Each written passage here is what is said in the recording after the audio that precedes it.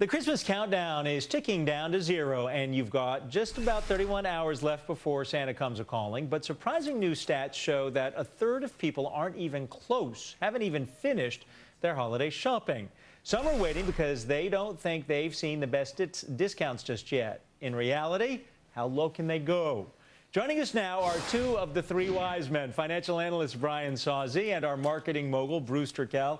Thank you very much. Let me start with you, Brian, because we were just talking about this phenomenon. 40% of shoppers are ignoring the email and discounts they get in the emails. I just deleted, before we came on air, about 20 emails that were essentially coupons from Best Buy, Bed Bath & Beyond, Pottery Barn. What gives? Don't they get the clue? I'm not coming in. Well, I think the consumer has been trained to expect more of a discount. And look what retailers are doing by essentially email bombing your inbox. They're telling you to value the purchase differently. If they're offering you 50% off, what is the value in your life if it's 50% off? Probably not more. You want a 75% off discount. Well, hey, Bruce, let me ask you this question, because this is something Kevin Roberts has brought up from Saatchi & Saatchi. When you discount products, you ruin the brand. Are the retailers shooting themselves in the foot with all these discounts?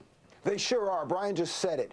Once you think that a price is only a price until you get a discount, the price doesn't mean anything anymore. There's no price value continuum. I'm going to wait for 30% off. I'm going to wait for 40% off. I'm going to wait for 50% off. Products do not have value anymore, and that destroys brand value. So what's going to happen between this moment and tomorrow? Are we going to see a rush of shoppers going in thinking they're getting an even better discount, and will they get those discounts? Bruce first and then Brian.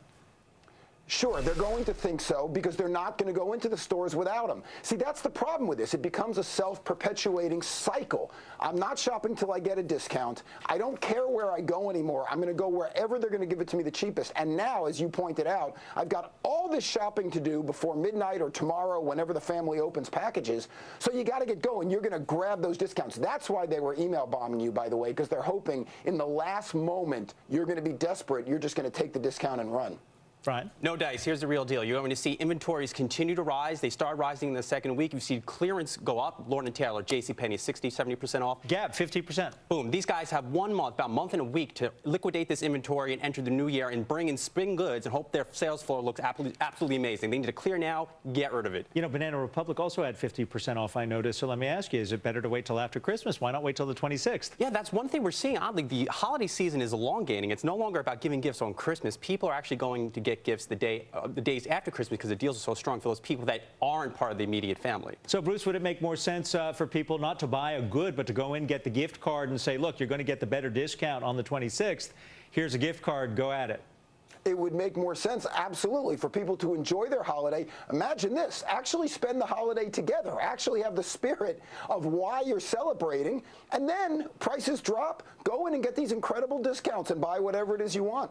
But I'm looking at this from the National Retail Federation had predicted 3.9% increase in holiday shopping. Are we anywhere close to that, or was that pie in the sky, Bruce?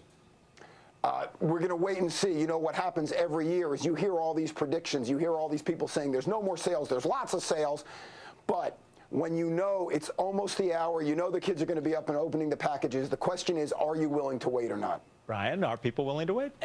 Those predictions are completely out of this world. They're ridiculous. And Mr. Market, just to bring an investing angle into this, Mr. Market knows this. The average retail stock is down about 7% since Black Friday. I have Sears down 30% since Black Friday. JCPenney down 23%. You're worried about their profits. The stock market knows this. Well, you know, Sears and JCPenney have been troubled long before the holiday season. But let's get into these statistics we have here. This was according to Retail Next. Sales for Friday and Saturday were down 7% compared to last year. This has to have retailers ready, especially if what you just said, inventories have been rising, not depleting. That's going to be trouble. That's good for us consumers, but trouble for the retailers and their stock. No, absolutely. And one name I actually just tweeted out before I came here, an exclusive for FBN, a picture from Walmart, rising inventories in seasonal categories. That is not what you're supposed to see. You're supposed to see out of stocks in wrapping paper, out of stocks in lights. That's not happening. Look for a massive earnings warning from Walmart in February. Bruce, does this mean next year that we might see this kind of discounting disappear because they have so cheap in their brands they have to rebuild them?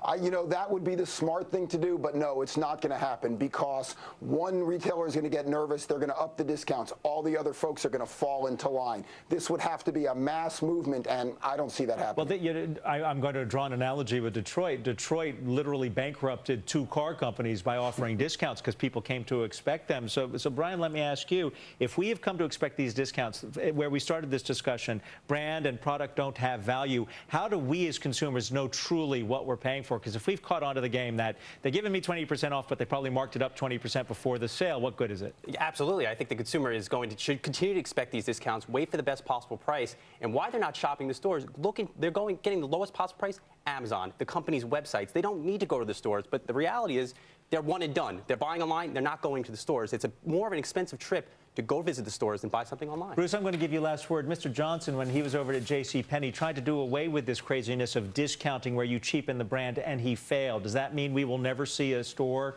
do that successfully? He failed miserably, and he's not in the job anymore. And that's the point. These stores are going to continue to do it. The thing to remember is lowest price and discounting is a race to the bottom. What's the ultimate thing you can gain? Give the products away for free? That's where they're moving. This is a big problem for them. All right. Bruce Turkel and Brian Sawsey, thank you both for joining us.